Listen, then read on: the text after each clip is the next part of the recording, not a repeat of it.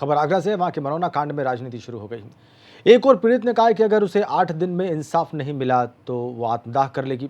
और वहीं पूर्व मंत्री अरिदमन सिंह और बाहु विधायक का पक्षालिका सिंह पर उनकी ही पार्टी के वरिष्ठ नेता चौधरी बाबूलाल ने सवाल खड़े किए हैं। चौधरी बाबूलाल भारतीय जनता पार्टी से फतेहपुर सीकरी लोकसभा से सांसद भी रह चुके हैं। उन्होंने दुष्कर्म पीड़िता के लिए इंसाफ की मांग की है और साथ साथ अरिदमन सिंह पर भी हमला बोला है। 13 मई को मनोना गांव में एक युवती के साथ दुष्कर्म हुआ। हालांकि पुलिस अभी तक सिर्फ एक ही आरोपी को गिरफ्तार कर पाई है, बाकी आरोपी फरार हैं।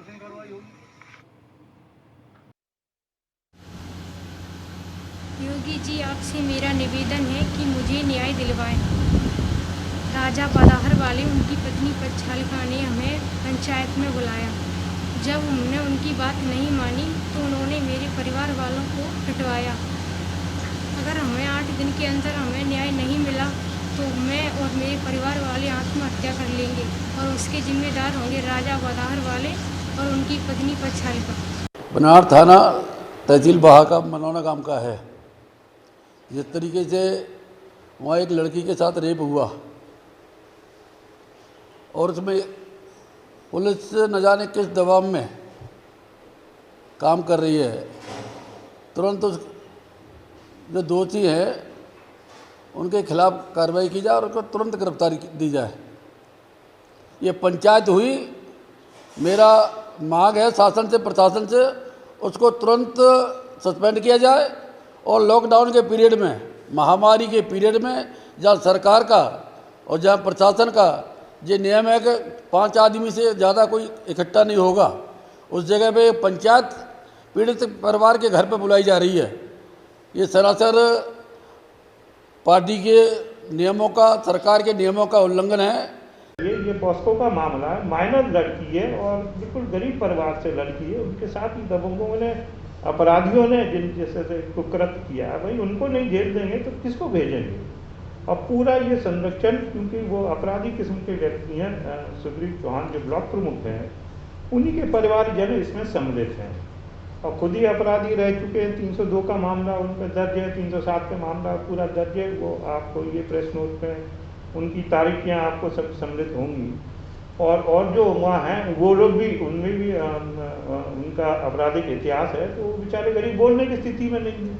अच्छा, यही हो रही थी कि क्या हुआ, भयभीत बहुत थे ये परिवार, बहुत गरीब परिवार है।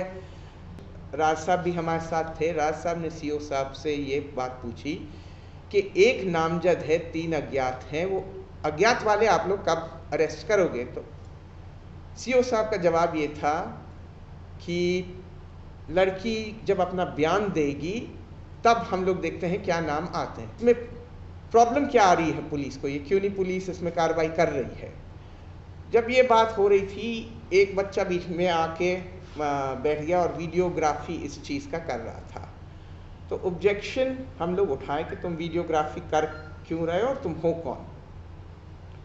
तो गांव वालों ने कहा ये उसी पक्ष से हैं जिससे जिसने ये लड़की को पीड़ित किया है, या इस आरोपी पक्ष की तरफ से। और फिर वहाँ बवाल मच गया। आइए इस मामले को और विस्तार से समझते हैं। नितिन उपाध्याय हमारे सहयोगी आगरा से इस वक्त हमारे साथ सीधा कनेक्ट है। नितिन, थोड़ा और सरल करके इस विषय को हमारे दर्शकों के सामने रखिए।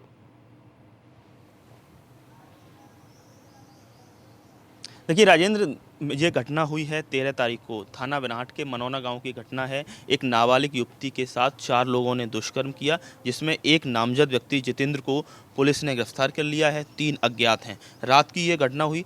अब इसके बाद 20 तारीख को उस गांव में पूर्व मंत्री राजा अरिदमन सिंह, जो समाजवादी पार्टी में भी रह चुके हैं, इस समय बीजेपी में हैं, उनकी पत्नी जो बाह से विधायक हैं रानी पक्षालिका सिंह, वहां जाती हैं। लॉकडाउन पीरियड चल रहा है और वहां पूरा पंचायत करने लगती हैं। सीओ टमटा, हरिश्चंद्र टमटा को भी वहां मौके पर वो बुला लेते हैं और उसी दरमियान उस पीड़ित परिवार को सामने बिठा लिया जाता है ज़मीन पर और उसके बाद उनसे जवाब तलब किया जाता है। उस राजीनामे की बात चल रही होती है और इसी दरमियान कोई व्यक्ति वीडियो बना रहा होता है और अचानक से कुछ लोग उसका विरोध कर रहे होते हैं और बवाल शुरू हो जाता है। कई थानों की फोर्स शुरू हो जाती है। तो ऐसे में सवाल ये उठता है कि लॉकडाउन उल्लंघन में पूर्व मंत्री राजा अरिदमन सिंह क्यों गए, उन्होंने क्यों लॉकडाउन का उल्लंघन किया। और उसके बाद देखिए, सबसे बड़ी दिलचस्प बात यह है कि सत्ता के आगे पूरी तरह से पुलिस नतमस्तक हो गई है।